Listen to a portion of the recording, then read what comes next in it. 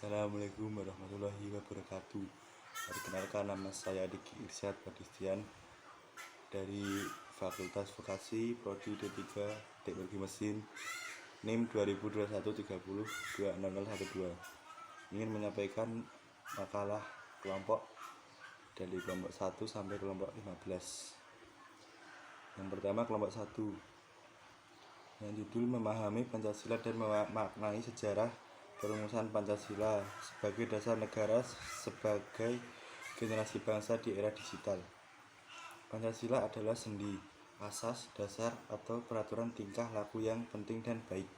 Secara singkat dapat diuraikan bahwa kedudukan Pancasila adalah sebagai dasar negara Republik Indonesia untuk mengatur pemerintahan dan penyelenggaraan negara sebagai pandangan hidup bangsa Indonesia dan sebagai ligatur bangsa Indonesia. Kesetiaan ini akan semakin kokoh apabila mengakui dan meyakini kebenaran, kebaikan, dan keunggulan Pancasila sepanjang masa. Pancasila dalam kedudukan sebagai ideologi negara diharapkan mampu sebagai filter untuk menyerap pengaruh perubahan zaman di era digital ini. Artinya Pancasila merupakan ideologi negara yang dianut oleh negara atau pemerintahan dan rakyat Indonesia secara keseluruhan, bukan milik atau monopoli seseorang ataupun sesuatu golongan tertentu. Sebagai filsafat atau dasar kerohanian negara yang merupakan cita-cita bangsa, Pancasila harus dilaksanakan atau diamalkan yang mewujudkan kenyataan dalam penyelenggaraan hidup kenegaraan bangsa dan kemasyarakatan kita. Selanjutnya, kelompok 2 dengan judul memaknai filosofi Pancasila sebagai ideologi bangsa di era digital. Pada masa perkembangan teknologi atau digital ini, sebagai manusia, khususnya mahasiswa, kita harus mampu meningkatkan ilmu, pengetahuan, dan teknologi agar mempermudah kehidupan dan juga tidak tertinggal dengan perkembangan zaman. Kemudian dan juga tidak dapat berkembang dan bersaing dengan negara lain. Tetapi dengan perkembangan digital ini juga memiliki dampak negatif dalam bermasyarakat dan bernegara. Dengan perkembangan digital ini kita harus selalu berpedoman kepada Pancasila dengan menerapkan dan memaknai Pancasila di era digital ini, memanfaatkan kemajuan iptek dalam mengamalkan dan mengimplementasikan nilai-nilai luhur Pancasila dalam kehidupan sehari-hari, selalu memperdalam dan menggali makna dan arti Pancasila dalam teori dan praktik dalam kehidupan sehari-hari, memberikan contoh kepada generasi muda tentang nilai-nilai luhur Pancasila dalam kehidupan bermasyarakat dan bernegara, dan juga sebagai generasi milenial ini sesuai dengan pandangan Machiavelli mengenai Pancasila bagi kaum milenial hendaknya berpartisipasi dan mengembangkan kemajuan untuk Indonesia sesuai dengan Pancasila. Menghadapi globalisme di era milenial ini, sebagai kaum muda yang taat terhadap Pancasila mestinya dihadapi dengan tegar, percaya diri, dan senantiasa menjaga diri sebagai bangsa mandiri.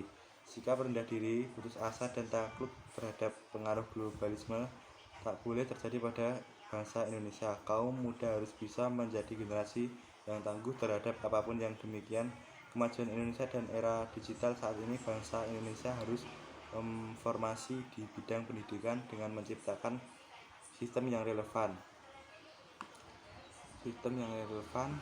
dan sebaik apapun perkembangan zaman, tetap jagalah ketegangan nilai-nilai Pancasila dan juga tanamkan kepada siswa agar mereka dapat mengamalkan ke dalam kehidupan sehari-harinya.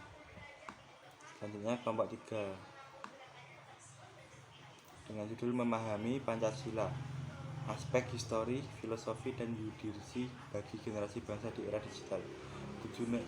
Tujuan pendidikan Pancasila dapat membentuk warga negara yang baik dan paham akan hak dan kewajiban sebagai warga negara, serta memiliki rasa cinta dan nasionalisme terhadap negara Indonesia. Berdasarkan landasan historis, Pancasila dirumuskan dan mempunyai tujuan dijadikan sebagai dasar negara Indonesia. Proses perumusan didasarkan pada nilai-nilai visi hidup masyarakat secara hierarki. Dasar hukum dapat ditelusuri ke UUD 1945 dari ketetapan MPR, undang-undang, peraturan pemerintahan, keputusan departemen, serta surat keputusan pengawas dan lain-lain. Dan secara filosofi, Pancasila sebagai filsafah negara harus menjadi sumber segala tindakan penyelenggaraan negara dan jiwa peraturan perundang-undangan yang berlaku bagi kehidupan bangsa dan bernegara. Yang keempat, menumbuhkan nilai-nilai sila Pancasila sebagai model pendidikan karakter bagi generasi bangsa di era digital. Nilai-nilai Pancasila sebagai model pendidikan karakter bagi generasi bangsa di era digital adalah upaya untuk meningkatkan kemampuan manusia agar memiliki karakter yang lebih baik sesuai dengan nilai-nilai Pancasila. Pendidikan karakter merupakan hal ini adalah hasil satu penampilan Pancasila pada peserta didik melalui pengetahuan, pemahaman, nilai-nilai Pancasila dan penerapan inilah tersebut harus diterapkan pada diri sendiri, sesama teman, pendidik, lingkungan sekitar kita maupun Tuhan Yang Maha Esa. Pada generasi milenial yang memasuki era digital sehingga mengubah pola kehidupan pada pemanfaatan teknologi yang dapat menjadikan turunnya moral dan kurang interaksi, sehingga perlu ditumbuhkan kembali rasa milenial sesuai dengan Pancasila sehingga menjadi ikatan tergenerasi bangsa. Kelompok 5. Memahami Pancasila dan memaknai sejarah perumusan Pancasila sebagai dasar negara bagi generasi bangsa di era digital. Pancasila sebagai dasar filsafah negara dan negara Indonesia sekaligus sebagai jati diri bangsa Indonesia atau pandangan hidup bangsa Indonesia pada dasarnya dapat merupakan instrumen utama dalam menumbuhkan wawasan kebangsaan Indonesia. Pancasila sebagai instrumen akan selalu melekat sepanjang masa sejalan dengan keberadaan dan gerak pasang turun kehidupan bangsa dan negara Indonesia. Kelompok 6. Menjaga tradisi gotong royong masyarakat dan kekuatan Pancasila. Gotong royong yang menjadi intisari Pancasila. Mengapa bisa demikian? Kini di era milenial, sifat gotong royong masih bisa kita jumpai di daerah pedesaan. Biasanya lebih menonjol dalam pola kehidupan mereka, seperti memperbaiki dan membersihkan jalan atau membangun atau memperbaiki rumah. Sedangkan di daerah perkotaan, gotong royong dapat dijumpai dalam kegiatan kerja bakti RT maupun RW, di sekolah, dan bahkan di kantor-kantor, misalnya pada saat memperingati hari-hari besar nasional dan keagamaan. Mereka bekerja tanpa imbalan jasa karena demi kepentingan bersama. Dari sini tumbuhlah rasa kebersamaan, kekeluargaan, tolong-menolong, sehingga dapat terbina rasa kesatuan dan persatuan nasional. Tidak hanya di pedesaan bisa kita jumpai sikap gotong royong, melainkan juga di daerah perkotaan pun bisa kita jumpai dengan mudah, karena secara budaya memang sudah ditanamkan sifat ini sejak kecil hingga dewasa. Karena gotong royong merupakan suatu kegiatan sosial yang menjadi ciri khas bangsa Indonesia zaman dulu hingga sekarang. Kemudian kelompok 7, Pancasila sebagai solusi persoalan bangsa. Karakter adalah hal yang harus dimiliki suatu bangsa untuk dapat eksis dalam persaingan global. Struktur masyarakat yang ada pada suatu negara berfungsi untuk menjaga agar nilai-nilai karakter yang dianut secara masyarakat dapat berjalan stabil dengan penuh keteraturan. Penyimpangan nilai dan norma yang ada dalam masyarakat akan berjuang krisis karakter apabila struktur dalam masyarakat tidak mampu mengendalikan berbagai kasus pelanggaran nilai dan norma baik yang dilakukan baik oleh penyelenggara negara, anggota masyarakat, media massa maupun keluarga adalah cerminan adanya krisis karakter yang dialami bangsa Indonesia. Pendidikan karakter bukan merupakan hal yang baru dalam sistem pendidikan nasional.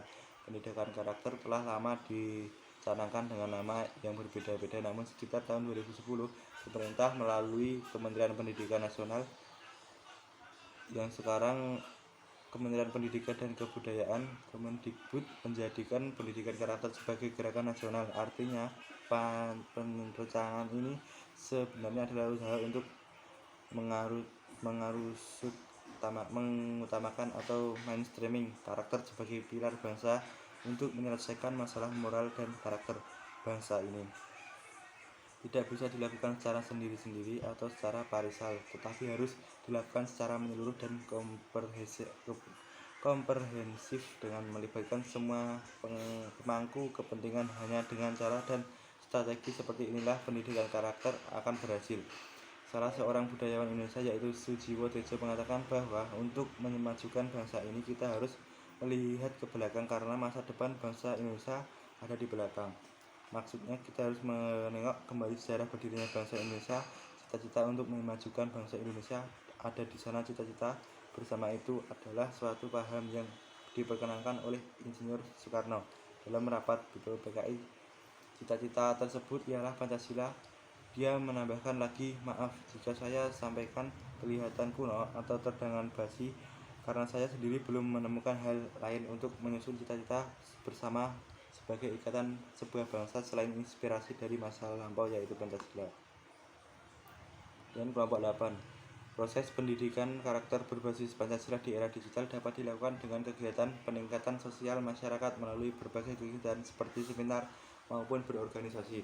Proses pendidikan karakter berbasis Pancasila di era digital ini pada dasarnya sangat diperlukan literasi warga negara dalam hal berkewarganegaraan umum di dunia nyata, khususnya di dunia maya, sangat perlu diperhatikan. Di era serba digital seperti saat ini, informasi dapat menyebar luas dengan begitu cepat dan cenderung sulit untuk dikendalikan. Banyak sekali informasi yang bertebaran di seluruh media massa yang membuat masyarakat racun dan sulit membedakan mana informasi yang benar dan valid, mana informasi yang validasinya masih dipertanyakan ataupun sudah tidak. Tentunya hal tersebut sangat wajar mengingat kemajuan teknologi menjunjung mudahnya informasi menyebar luas tanpa adanya penyaringan terlebih dahulu. Oleh hal tersebut menjadi tantangan tersendiri bagi warga negara maupun penyelenggara negara untuk menghadapi berbagai informasi yang simpang siur di era digital seperti saat ini. Pancasila sebagai dasar negara nilai menjaga dan mempertahankan ideologi Pancasila bagi generasi bangsa di era digital. Salah satu caranya membangun literasi kewarganegaraan tersebut ialah reaktualisasi nilai-nilai Pancasila baik dalam kehidupan nyata maupun kehidupan maya yang pada saat ini sudah menjadi bagian dari kehidupan berwarga negara. Adapun yang dilakukan memperkuat karakter melalui pendidikan karakter berbasis Pancasila dapat dijadikan sebagai salah satu cara jangka panjang agar dapat terhindar menjadi korban informasi hoax. Bahwa pada prinsip kegiatan pengembangan literasi tentang Pancasila perlu terus dilakukan. Difokuskan tentang Pancasila yang mendalam sangat perlu dikembangkan sebagai upaya untuk mengangkat dampak buruk dari perkembangan teknologi informasi dan komunikasi di era digital ini. Dan kelompok 9, Pancasila sebagai sumber energi semangat pengembangan iptek bagi generasi bangsa di era digital. Pada akhirnya sangatlah penting peran Pancasila sebagai rambu-rambu normatif bagi pengembangan ilmu pengetahuan di Indonesia pada era revolusi 4.0. Pengembangan ilmu dan teknologi di Indonesia harus berakar pada budaya bangsa Indonesia itu sendiri dan melibatkan partisipasi masyarakat luas. Kelima, sila Pancasila merupakan pedoman yang berisikan nilai-nilai fundamental bangsa dalam penyelenggaraan kehidupan bangsa dalam segala aspek yang salah satunya adalah pengembangan ilmu, pengetahuan, dan teknologi. Hanyalah sia-sia ketika ilmu dan teknologi dikembangkan tanpa melirik norma-norma yang ada, karena justru kerusakan dalam kehidupan bangsa yang akan terjadi. Sebagai masyarakat Indonesia, kita seharusnya melakukan atau mengimplementasikan nilai-nilai Pancasila dalam kehidupan sehari-hari, bijak menggunakan teknologi dan berusaha tidak terpengaruh oleh dampak negatif dari perkembangan iptek. Jadilah masyarakat yang cerdas yang dapat memanfaatkan teknologi untuk hal-hal baik yang dapat berguna untuk diri sendiri, orang lain, lingkungan, dan juga bangsa Indonesia. Kemudian kelompok 10. Sila pertama, Pancasila menurut agama di Indonesia. Pada tanggal 1 Juni 1945 oleh Insinyur Soekarno disampaikan ideologi negara bangsa Indonesia dengan nama Pancasila. Secara ilmiah, Pancasila dapat dipahami sebagai satu kajian keilmuan yang dapat diterima secara universal. Maka secara formal, Pancasila dapat dilihat dalam perspektif yang dapat dijangkau logika seperti menghubungkan dengan kepemimpinan dalam pandangan administrasi publik. Banyak dari generasi saat ini, terutama para pemimpin, tidak mencerminkan perilaku berpancasila. 1. Nilai ketuhanan. Suatu perilaku dapat dinilai baik jika tidak berbenturan dengan kaidah nilai serta hukum Pancasila. Pikiran begitu secara pragmatis mampu secara kebenaran bahwa setiap perilakunya meninggalkan akidah agama serta taat Tuhan apapun kaitannya dengan konsekuensi sayang atau sesama, maka membuat masalah muncul, terjadi pertengkaran dan perselisihan. Dari inilah bahwa dapat disebutkan toleransi, ketaatan, dan serta spiritualitas. Selanjutnya kelompok 11. Selain kedua Pancasila menurut agama di Indonesia, sila kedua yang berbunyi kemanusiaan yang adil dan beradab mengandung pengertian bahwa manusia Indonesia harus diakui dalam diperlakukan sesuai dengan harkat dan martabat selaku makhluk ciptaan Tuhan Yang Maha Esa yang memiliki derajat yang sama, mempunyai hak dan kewajiban yang sama tanpa membeda-bedakan agama, suku, ras, dan keturunan. Sila kedua dibutuhkan guna menangkal berbagai ancaman kemanusiaan serta untuk menegakkan nilai-nilai universal kemanusiaan di negara ini. Selain itu, nilai-nilai ini juga harus mampu menjamin hukum yang adil bagi masyarakat secara keseluruhan, utamanya demi penegakan HAM yang bermartabat. Semua nilai-nilai dalam Pancasila itu sejalan dengan ajaran semua agama. Sila kemanusiaan yang adil dan beradab menekan pentingnya sifat manusia dan dilandasi keadilan dan budi pekerti yang luhur atau akhlak, karena manusia diciptakan oleh Tuhan sebagai makhluk yang paling sempurna dibanding makhluk-makhluk yang lain, maka sifat adil merupakan sifat yang mutlak harus dimiliki manusia.